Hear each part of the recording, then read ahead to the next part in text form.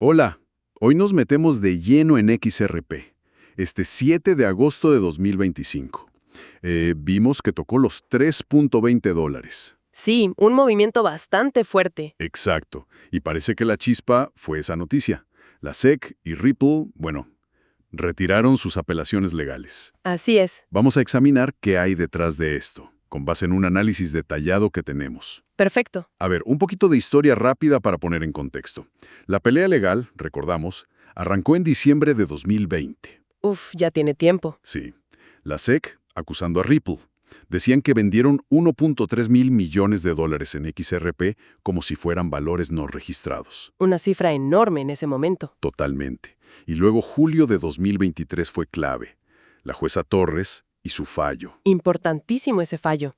Hizo una distinción crucial. Sí, diferenció entre las ventas programáticas, que dijo no eran valores. Y las ventas institucionales que sí lo eran. Y eso llevó a la multa, ¿no? Eso mismo. 125 millones de dólares para Ripple. Ok, entonces, vamos a desentrañar esto. Queremos entender qué impulsó este repunte ahora. Ujú. Y claro, ¿qué se podría esperar para XRP a corto y mediano plazo? Correcto. Y yo creo que el punto central, como dices, es cómo se disipó esa gran nube, esa incertidumbre regulatoria en Estados Unidos. Exacto. Eso revitalizó la confianza del mercado, sin duda. Hay un dato interesante en el análisis, ¿Cuál? que antes de tocar esos $3.20 que se reportaron, el precio ya había cerrado el día anterior en $2.98. Wow, o sea que ya venía subiendo. Ya venía calentándose, digamos. El impulso no fue solo de ese día. Entiendo. Bueno, aquí es donde la cosa se pone interesante, ¿no? Hablemos de los motores del precio. Dale. La claridad regulatoria es como lo más obvio. Pero, ¿cómo se traduce eso en la práctica?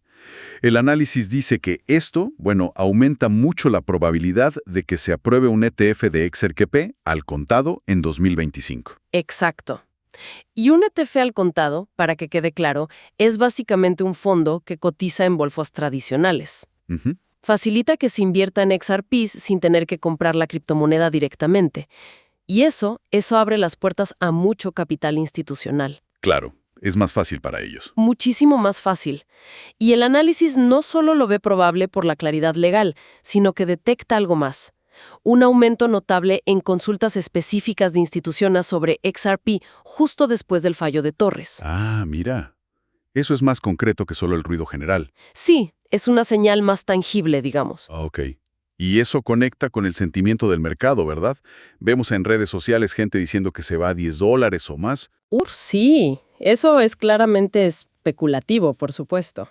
Pero indica algo, ¿no? El interés minoritario está ahí. Sin duda es especulativo, pero el análisis resalta algo curioso. El volumen de menciones de XRP ETF en ciertas plataformas se disparó exponencialmente justo después del anuncio del retiro de apelaciones. Wow. Esto subraya cómo el interés minoritario puede añadirle leña al fuego, aunque la base sea la perspectiva institucional. Además, estaba la adopción que ya venía sucediendo, ¿cierto? El análisis menciona esa integración del XRP Ledger en bancos japoneses. Sí, Y la custodia de la stablecoin RLUSD por BNY Mellon. exacto.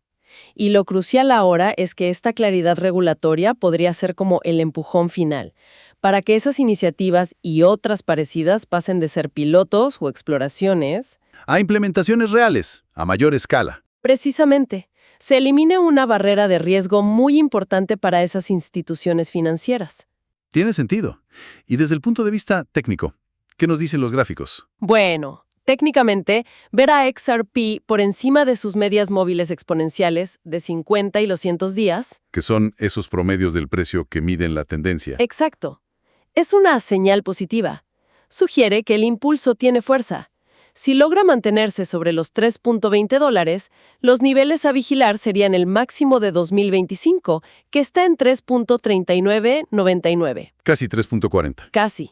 Y luego, el máximo histórico, que está cerca de 3,5505. Ok. Aunque, en este caso, parece que lo técnico está siguiendo más a la noticia fundamental, a la noticia de las apelaciones. Claro, la noticia fue el gran catalizador. Fascinante.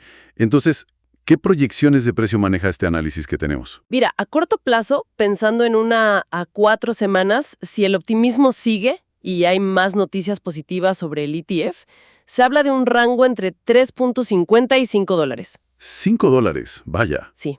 Y a mediano plazo, esto es 3 a 6 meses, en un escenario muy favorable. O sea, que todo salga bien. Que todo se alinee, adopción creciente, un entorno macroeconómico positivo. Ahí se habla de un posible rango entre 5 y $10. Ese rango de 5 a 10 suena bastante optimista, ¿no? Digo, considerando la volatilidad histórica de XRP Es verdad. y que la adopción institucional, aunque pinta bien, todavía está como en fases iniciales, ¿no? Según lo que comentamos. Es definitivamente el escenario más optimista y requiere que muchísimos factores jueguen a favor. No es algo seguro, ni mucho menos. Claro. Por eso el análisis también plantea un escenario más conservador. A ver. Si hay presiones macroeconómicas, por ejemplo, si la Fed ajusta su política monetaria o si el mercado cripto en general tiene un bajón, ¿Qué puede pasar? que puede pasar perfectamente. En ese caso, XRP podría consolidarse, moverse en un rango entre $2.50 y $3.50. Y los soportes clave que identifica el análisis están cerca de 2.7297 y 2.50. Ok, niveles a tener en cuenta si las cosas no van tan bien. Y conectando esto con el panorama general, ¿qué otros factores externos hay que mirar? El entorno macroeconómico es clave, siempre lo es. Las decisiones de la Reserva Federal de Estados Unidos, las tensiones comerciales. Como lo que vimos con los aranceles de Trump a China, Canadá, México, esas cosas afectan. Exacto. El análisis recuerda ese tipo de impactos pasados. Y por supuesto, el desempeño de Bitcoin. Sigue siendo el rey y arrastra mucho al mercado. Cierto. Además, están los riesgos propios del mercado cripto. La volatilidad es altísima, eso no cambia. Ujú. La fuerte dependencia de que se aprueben esos ETFs de XRP que mencionamos. Si no se aprueban, podría haber decepción. Claro. Y la competencia. Hay otras plataformas como Ethereum, Solana, que también están innovando y compitiendo en el espacio de pagos y finanzas descentralizadas. Ok. Entonces, resumiendo un poco, el retiro de las apelaciones es un paso muy positivo. Quita una barrera clave para Ripple y para XRP. Un paso enorme, sí. Y eso alimenta un potencial alcista importante, que se impulsa por esa perspectiva de mayor claridad regulatoria y más adopción institucional. Exactamente. Pero, y esto es vital, hay que recordar los riesgos, no hay que olvidarlos. ¿Como cuáles principalmente? Bueno, la volatilidad puede jugar en contra en cualquier momento. El contexto macro puede cambiar de repente. La competencia no se va a quedar quieta. Entendido. La claridad regulatoria en Estados Unidos es fundamental, sí, pero no es una garantía de éxito total ni elimina todos los desafíos que hay por delante. Cierto. Y esas proyecciones tan altas, las de 5 a $10, siempre llevan una dosis importante de especulación. Hay que ser realistas. Entendido. Una resolución legal clave sin duda, pero el camino sigue siendo complejo. Es un mercado muy dinámico.